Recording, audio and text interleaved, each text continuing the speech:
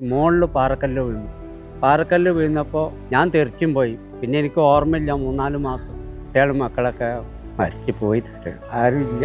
എനിക്കിങ്ങനെ പണിയെടുത്ത് ബീച്ചിൽ കുട്ടികളുടെ കൂടെ കളിച്ച് മരിക്കണം. കുറേ ഡാൻസ് കളിക്കുമ്പോൾ കഥപ്പാകുമ്പോൾ അങ്ങനെ തന്നെ തളർന്ന് കിടക്കുമ്പോൾ വിഷമം മാറും. ഒറ്റയ്ക്ക് ഇരിക്കുമ്പോഴാണ് ഫീലിംഗ് ഇതാണ്.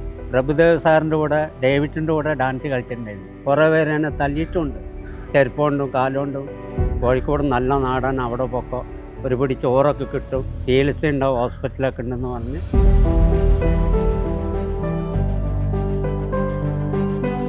7 വർഷം മുൻപുള്ള കവളപ്പാറയിലെ ആ ദുരന്ത രാത്രി.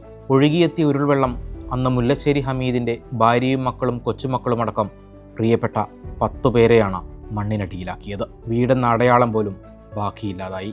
ഇന്ന് കോഴിക്കോട് ബീച്ചിൽ ഡാൻസ് കളിച്ചും വീട്ടുജോലിയും സെക്യൂരിറ്റി ജോലിയും എടുത്തും ജീവിതം മുന്നോട്ട് കൊണ്ടുപോകുമ്പോൾ ആധാർ രേഖകൾ പോലും ഈ 86-കാരൻ്റെ കയ്യിലില്ല. 10 രൂപയുടെ നഷ്ടപരിഹാരം കിട്ടിയിട്ടില്ല. രാത്രി 11 മണിക്ക് ചോറൊക്കെ കൊണ്ട് കിടക്കായിരുന്നു. ഒരു 3 മണിയായി ഉരുള് പൊട്ടിയതാണ്. ഉരുള് പൊട്ടിയതിൽ എൻ്റെ മക്കൾ 3-4 പേര്, അത് 6 പേര്, എൻ്റെ ഭാര്യയും കുട്ടികളും. എൻ്റെ മോൻ 4 ആണും 1 പെണ്ണും. അതിൽ 4 പേർക്കും കുട്ടികളുണ്ടായിരുന്നു. മോൾക്ക് കുട്ടികളുണ്ട്. അതിൽ 1, 2, 3 ഇങ്ങനെ 4-5 പേരുണ്ട്. അതങ്ങനെ എല്ലാം കൂടി ഒന്നിച്ച് കിടന്നാണ് മയ്യത്തായത്. മുകളിൽ പാറക്കല്ല് വീണു. പാറക്കല്ല് വീണപ്പോൾ ഞാൻ തെറിച്ചും പോയി. പിന്നെ എനിക്ക് ഓർമ്മയില്ല, 3-4 മാസം ഇങ്ങനെ നടക്കാൻ. എവിടെക്കോ പോയിന്നാണ് പറയണം ഓരോരുത്തർ. മെൻ്റലായിട്ടൊക്കെ മെഡിക്കൽ കോളേജ് വരെ നടന്നിട്ടുണ്ട്. പയ്യന്നൂർ പള്ളിയിൽ പോയി ആ വാതിക്കൽ നിന്ന് സലാം പറഞ്ഞു.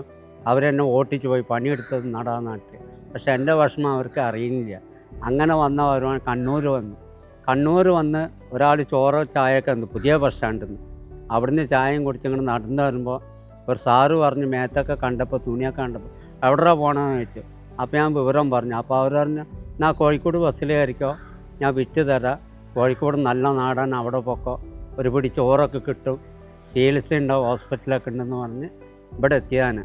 കോഴിക്കോട് ബീച്ചിൽ സ്ഥിരമായി എത്തുന്ന പാട്ടു സംഘമാണ് ഹമീദിൻ്റെ ഡാൻസ് കമ്പം തിരിച്ചറിഞ്ഞത്. അവരുടെ പാട്ടിനൊപ്പം നൃത്തം ചെയ്യുമ്പോൾ ഹമീദ് സങ്കടങ്ങളെല്ലാം മറക്കും. പ്രൊഫഷണൽ ഡാൻസുകാരെ വെല്ലുന്ന ഹമീദിൻ്റെ സ്റ്റെപ്പുകൾ അങ്ങനെ കോഴിക്കോട്ടുകാർക്ക് പ്രിയങ്കരമായി. കാഴ്ചക്കാർ സന്തോഷത്തോടെ നൽകുന്ന നാണയത്തുട്ടുകൾ വലിയ ആശ്വാസമായി. ബീച്ചിൽ അനുവിൻ്റെ കൂടെയാണ് ഡാൻസ്. അനുവിൻ്റെ കമ്പനി ഒരു പാട്ട് പാടും, ഞാൻ ഡാൻസ് കളിക്കും. ആ ഡാൻസ് കളിക്കുന്നത് തന്നെ ഇവിടെ കോഴിക്കോട് കുട്ടികൾക്ക് വേണ്ടിയിട്ടാണ്. ആ ഡാൻസ് എത്ര മഴ വന്നാലും എവിടെ പണിയെടുത്താലും ഒരു 8 മണിയാകുമ്പോൾ ഞാൻ അവിടെ എത്തും. 10 മണി വരെ നിർത്താണ്ട് കളിക്കും. എൻ്റെ കളി കാണുമ്പോൾ ചെറിയ കുട്ടികളും കൂടി വന്ന് കളിക്കും ബീച്ചിൽ. എല്ലാവർക്കും വലിയ കാര്യമായിരുന്നു. അമീദക്ക വന്ന് ചായ കുടിക്ക് ചോറുണ്ട് എല്ലാവരും പറയും. കുറേ ഡാൻസ് കളിക്കുമ്പോൾ കഥപ്പാകുമ്പോൾ അങ്ങനെ തന്നെ വന്ന് തളർന്ന് കിടക്കുമ്പോൾ വിഷമം മാറും. ഒറ്റയ്ക്ക് ഇരിക്കുമ്പോഴാണ് ഫീലിംഗ് ജാസ്തി. എനിക്കിങ്ങനെ പണിയെടുത്ത് ബീച്ചിൽ കുട്ടികളുടെ കൂടെ കളിച്ച് മരിക്കണം എന്നാണ്. ഇനി ഉസാറാവണമെന്ന് എൻ്റെ ആശ. തുള്ളി മരിക്കണം. വേദനയൊക്കെ ഉണ്ട്, കാല് നീരുമുണ്ട്. എന്നാലും കളിക്കുന്നത് എനിക്ക് ഒറ്റ ചിന്തയുള്ളൂ. പണ്ട് സിനിമാക്കാരുടെ കൂടെ മദ്രാസിൽ സഹായത്തിന് പോയതാണ് ഹമീദിനെ ഡാൻസുകാരനാക്കിയത്. പ്രഭുദേവിക്കും ഡേവിഡിനുമൊപ്പമെല്ലാം ഡാൻസ് ചെയ്യാൻ അവസരവും ലഭിച്ചു. പ്രഭുദേവ് സാറിൻ്റെ കൂടെ ഡേവിഡിൻ്റെ കൂടെ ഡാൻസ് കളിച്ചിട്ടുണ്ടായിരുന്നു. അതിലങ്ങനെ കയറിയതാണ്. ആ ചോറ് കൊണ്ടേ കൊടുക്കൽ, ഇങ്ങനെ സിനിമ ഷൂട്ടിംഗുകാരുടെ കൂടെ അങ്ങനെയൊക്കെ നടന്നു. അപ്പോൾ അവർ ഡാൻസൊക്കെ കളിക്കും.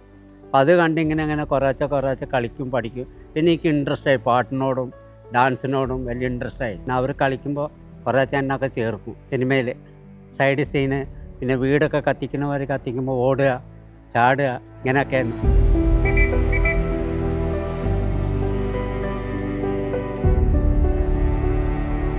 ഇപ്പോൾ ഒരു വീട്ടിൽ അടിച്ചു വാരുന്നുണ്ട്, ചെടി നനയ്ക്കുന്നുണ്ട്. ആ ഒരു പണി കഴിയുമ്പോൾ 8 മണിയാകുമ്പോഴേക്കും ഇവിടെ എത്തും.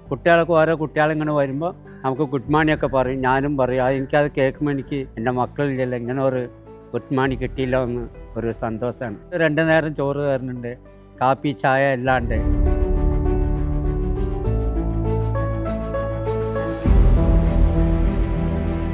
രേഖകളൊന്നുമില്ല, ഒക്കെ ഭൂമിയില്ല. രേഖയൊക്കെ ഉണ്ടെങ്കിൽ എന്തെങ്കിലുമൊക്കെ ചെയ്യാം. ഒന്നുമില്ല. ആധാർ കാർഡും കൂടി ഇല്ല. ആധാർ കാർഡിന് നല്ല ജോലിയൊക്കെ ഉണ്ട് ബാങ്കിലും ഓഫീസിലൊക്കെ. ആധാർ കാർഡ് കിട്ടിയാൽ നല്ലതായിരുന്നു, പക്ഷേ അത് കിട്ടുന്നില്ല. എന്തെങ്കിലും പൈസയില്ല. ഞാൻ ഒരു പിന്നാലെ നടക്കണ്ടേ. നമ്മൾ ഒറ്റത്തടിയല്ല, കൂടെ ആൾക്കാരൊക്കെ ഉണ്ടെങ്കിൽ ചോദിക്കാം. സഹായിക്കാൻ ആളില്ല സാറ്. അവരൊരു വരട്ടിയാൽ ഞാൻ പേടിച്ചു പോയി പണി നോക്കണമെന്ന് പറയും. കുറേ പേരൊക്കെ എന്നെ സഹായിക്കാമെന്നൊക്കെ പറഞ്ഞു. കുറേ പേരൊക്കെ പൈസ ഒക്കെ വാങ്ങിച്ചിട്ടുണ്ട്. പക്ഷേ ആരും ഹെൽപ്പ് ചെയ്തിട്ടില്ല, വന്നിട്ടില്ല. സ്നേഹമുള്ള കോഴിക്കോടാണ്. ഏറ്റവും ഇഷ്ടം കോഴിക്കോടാണ്. ഇവിടുന്ന് നാട് വിട്ടൊന്നും നമ്മൾ എവിടെയും പോവില്ല. എനിക്ക് ഇവിടെ മതി ജീവിതം. എൻ്റെ കയ്യിൽ 10 പൈസ ഉണ്ടായില്ല. ഒക്കെ ഇവിടെയുള്ള ആൾക്കാർ എനിക്ക് ഡ്രസ്സ് ഒക്കെ എടുത്ത് തന്നു. ഇങ്ങനെ ഇരിക്കുമ്പോൾ ഓരോരുത്തർ വന്ന് വിളിക്കും, നിങ്ങൾക്ക് ചോറ് ഉണ്ണണോ, ചോറ് കൊണ്ടുവരട്ടെ, ഷർട്ട് മുണ്ട കൊണ്ടുവന്ന് വരും.